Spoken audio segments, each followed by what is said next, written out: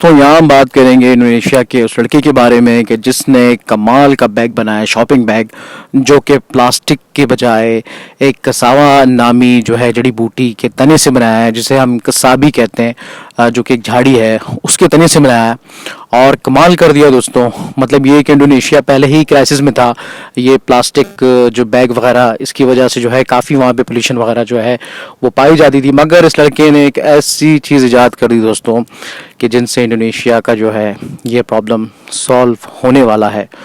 तो उम्मीद लोगों ने तो इस पे जो है वो आफरी लगाना शुरू कर देनी है। जैसे कि आप लोगों को पता है कि हमारे यहाँ के लोग जो है वैसे भी ज़ख़ीरा अंदोज़ी में भी जो है वो सबसे जो है टॉप पर है।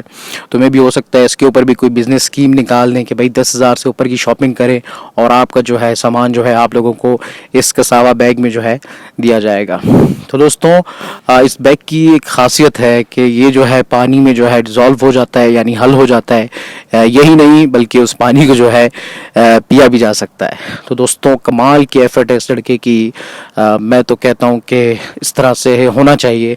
माशाल्लाह बहुत अच्छा काम इसने किया है और उम्मीद है कि अल्लाह करे कि ये बैग जो है वो हमारे पाकिस्तान तक भी पहुँचे, यहाँ के शॉपकीपर भी जो है वो ये इस्तेमाल करना शुरू कर दें, ताकि आए दिन ये बारिशों के सीज़न में जो है ये नदी नाले जो बंद हो जाते हैं, जिसकी वजह से जो है सड़कों पे इतना पानी खड़ा हो जाता है, में भी हो सकता है ये प्रॉब्लम भी ख़त्म हो जाए और इतनी पॉल्यूशन, इतने जरासीम जो है ये भी कम हो जाए।